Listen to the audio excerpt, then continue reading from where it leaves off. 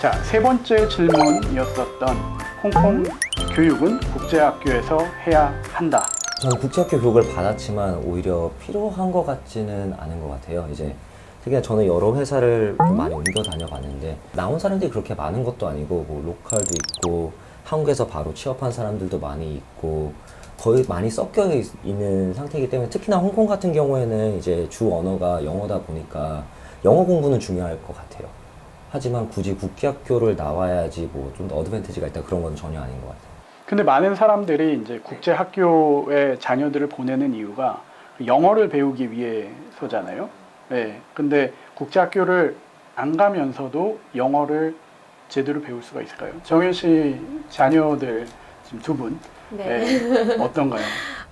제가 아이가 두 명이 있는데요. 첫 아이는 이제 초등학교 3학년이고 이제 둘째 아이는 이제 유치원 졸업반에 있습니다. 홍콩에서 가정을 처음 시작할 때 사람들이 당연히 이제 모두 국제학교를 보내니까 저도 당연히 처음엔 국제학교를 생각을 했는데 이제 10년 동안 일을 하면서 느낀 거는 이 홍콩 시장에서 직장인으로서 살아남기 위해서는 영어가 중요한 게 아닌 문화와 사람들을 잘 이해하는 게 더 중요하다라는 것이 굉장히 강하게 제 생각이 들었거든요. 그래서 저는 저희 자녀들을 홍콩 공립학교에 지금 보내면서 이제 칸토니즈와 영어를 같이 하고 있습니다. 그래서 그러면 둘 다 할 수 있을까? 저희 아이들을 봤을 때는 지금으로서는 준영 씨가 말씀하신 대로 홍콩이 굉장히 국제적인 도시이기 때문에 영어와 칸토니즈 그리고 한국어를 그래도 만족스러울 정도로 잘 하고 있다는 것을 제가 보았습니다. 네. 우리말도 잘해요. 네, 저도. 그죠? 네. 네. 그러면 제가 그 다음에 드리고 싶은 질문이 뭐냐면 광동어, 캔토니즈하고 보통어, 맨주린 네. 중에 뭐가 더 중요할까요, 홍콩? 그거는 뭐라고 말씀드릴 수 없는 게 내가 어떤 분야에 있고 어떤 비즈니스를 하는가에 굉장히 중요합니다. 이제 클라이언트들이 대부분 중국 쪽에 계시면 당연히 만다린을 하는 게 도움이 되고요. 여기에서 로컬 기업을 들어가고 싶으면 광동어를 하는 게 상당히 도움이 됩니다. 광동어랑 그리고 만다린이 홍콩 같은 경우에는 학교에서 둘 다 배우기 때문에 아무래도 이제 두 언어를 자연스럽게 습득을 하는 경우가 많고요. 실제 홍콩 분들이 여기에서 이제 대부분 비즈니스 하시는 분들은 광동어와 만다린을 둘 다 굉장히 잘 하고 계세요.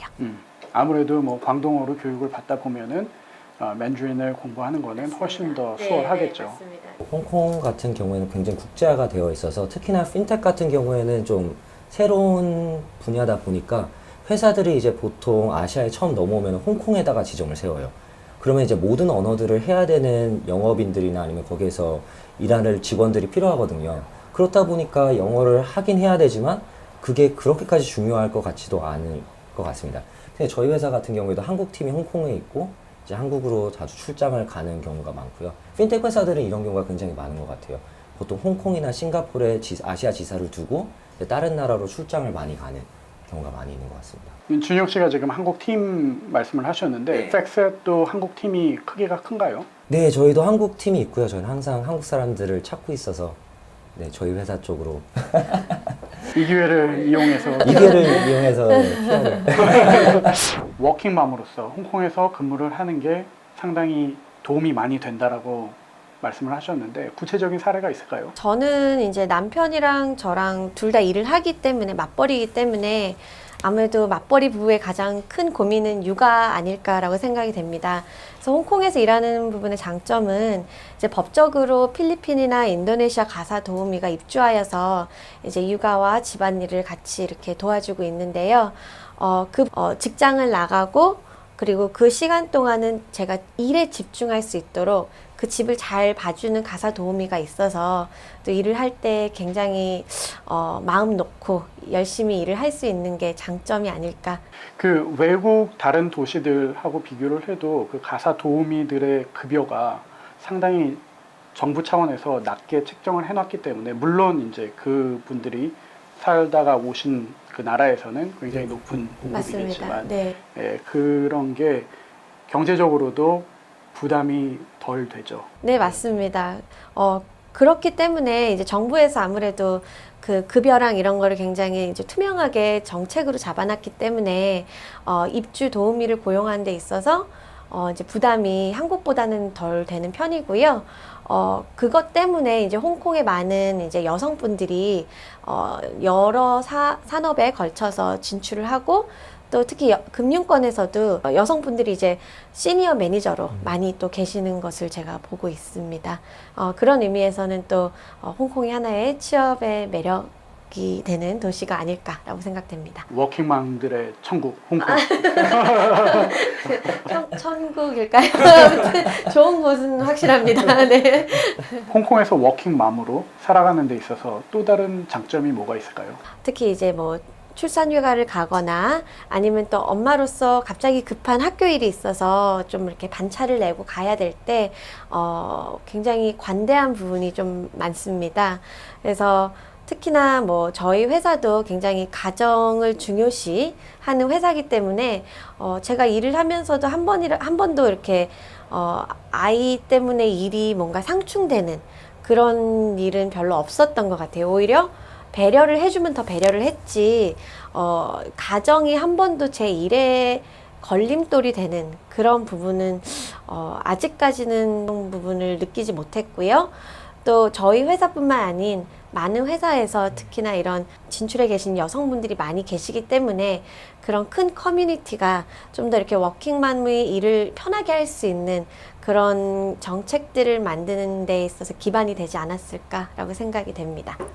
준영 씨에게 제가 좀 날카로운 질문을 하려고 하는데, 준영 씨가 학교 다닐 때 조금 말썽꾸러기였다는 얘기를 해주셨어요. 근데도 지금 이렇게 번듯하게 핀테크 분야에서 가장 선두주자인 회사에서 일을 하고 계신데 어떻게 그게 가능했나요? 네. 고등학교 때 좀 방황하는 시기하고 자기 자신을 찾는 시간을 좀 일찍 찾아와가지고 갖게 돼서요. 그때 학교를 많이 안 갔어요. 그래서 부모님 속을 많이 썩였죠, 홍콩에서. 네. 그러다 보니까. 그럼 졸업은 어떻게 했어요? 그게 겨우겨우 했습니다. 진짜 겨우겨우. 턱걸이, 전 졸업하는 날까지 졸업장이 안 나올 수도 있다는 소리를 들었어요. 그래서 저희 부모님 하도 속상해서 이제 어머니 같은 경우에는 뭐 부모님 그 학부모 모임 같은 것도 못 나가시고 항상 박준영 누구냐고, 왜 우리 애 데리고 자꾸 놀러 다니냐고. 그래서 학교를 하도 안 가니까 이제 저희 아버지 같은 경우는 데려다 주셨어요, 학교에. 혹시나 이제 학교 한 거 딴 데로 셀까봐. 그래서 이제 학교에 들어가고 이제 5분 뒤에, 10분 뒤에 이제 아빠 갔겠지 하고 나갔거든요. 이제 학교를 이제 다시 나와서 이제 밖으로 이제 좀 방황을 하러 나갔는데 거기 아버지가 아직까지 차에 앉아서 울고 계시는 거예요. 눈이 마주쳤어요. 바로 다시 들어갔죠, 학교.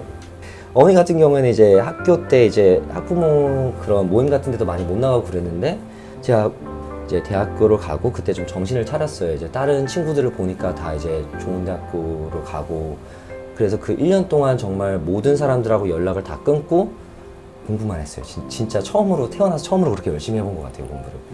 그렇게 공부를 해서 이제 좀 좋은 대학으로 편입을 하게 됐어요, 1년 뒤에. 운이 좋게도 그렇게 됐는데. 토론토 대학, 굉장히 좋은 학교인데. 네네. 그렇죠. 운이 좋게 그렇게 가게 됐는데, 이제 그 후에 저희 어머니가 그러시더라고요. 이제 학교에서 전화가 오신다고, 이제 어쩌다가 얘가 이렇게 됐는데 이런 학교로 들어가게 됐는지 좀 알려달라고. 그래서 이제 좀 상담도 하시고 그러셨다고 하시더라고요. 나중에 말씀해 주시는 게. 네. 준영 씨는 홍콩에서 그래도 가장 좋다고 하는 국제 학교를 졸업을 하셨어요. 네, 그 과정이 힘들긴 했지만 그렇다 그러면 분명히 국제 학교에서 오는 그 졸업을 한 거에서 오는 장점이 있을 텐데 뭐 어떤 게 있을까요? 국제학교 뭐 좋은 점 같은 경우에는 이제 저희 동문끼리 굉장히 네트워크가 강해요. 그래서 지금도 저희 가장 친한 친구들을 보면 전부 다 고등학교 때 알았던 친구들이고요. 이 친구들이 뭐 여러 분야에서 홍콩에서 일을 하다 보니까 이제 연결되기가 되게 쉬웠던 것 같아요. 특히나 이제 저도 처음 핀텍 쪽에 들어올 때도 저희 동문을 통해서 회사에 대해서 알게 되고 동문을 통해서 많은 것을 배우게 됐거든요. 특히나 이제 같은 동문이다 보니까 여러 가지 질문도 많이 물어볼 수 있었고 자주 만날 수 있었고 동문이 아닌 다른 사람들도 많이 만나게 되어서 그 부분은 정말 좋았던 것 같습니다. 동문 파워 중요하다. 네, 동문 파워. 근데 사실 홍콩에 있는 다른 좋은 로컬 학교들도 동문 파워가 대단해요. 홍콩 시위, 많은 분들이 외국에서도 그렇고 한국에서도 그렇고 걱정을 하고 있는데 두 분은 아까 홍콩 생활에 대해서 내가 만족한다.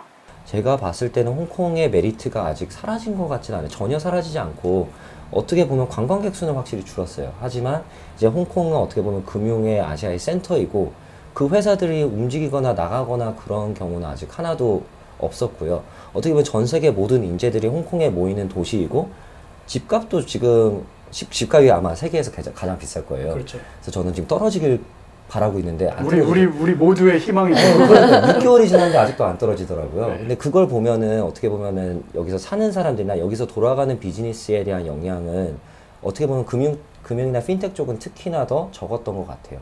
제가 최근 뭐 금융권에서 일하고 계신 분들하고 만나가지고 그 대화를 하는 중에도 뭐 홍콩을 대체할 수 있는 도시가 없다 아시아에. 그래서 홍콩만이 아직까지는 답이다라고 얘기하는 거를 들었거든요. 뭐 그렇게 동의를 하잖아요. 네. 정현 씨는 어떻게 생각하세요? 동의합니다. 오히려 사람들이 지금 홍콩에 대해서 불안함을 가질 수도 있는데요. 제 생각에는 오히려 지금이 위기가 아닌 기회가 아닐까 라고 생각을 합니다. 남들이 들어가기 싫거나 아니면 싫어하거나 아니면은 들어갈까 말까 고민할 때 먼저 좀 담대하게 나가서 이 시장을 섭렵하는 것이 가장 좋은 게 아닌가라고 생각되고요. 또 먼저 10년 정도 홍콩에서 정착해서 삶을 살고 있는 사람으로서 이 도시는 굉장히 매력적인 도시고요. 특히 워킹맘으로서 일하는데도 사회 전반적인 분위기가 또 일하는 엄마를 굉장히 존중해주고 배려해주는 사회라고 느꼈어요. 그렇기 때문에 저는 홍콩에서 이렇게 일을 하는 것을 굉장히 좋은 특혜고 또 감사하게 생각을 하고 있습니다.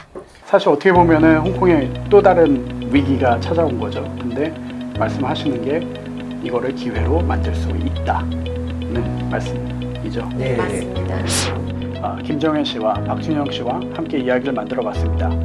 위기를 기회로 만드신 이 두 분의 얘기 도움 많이 되셨기를 바랍니다. 감사합니다.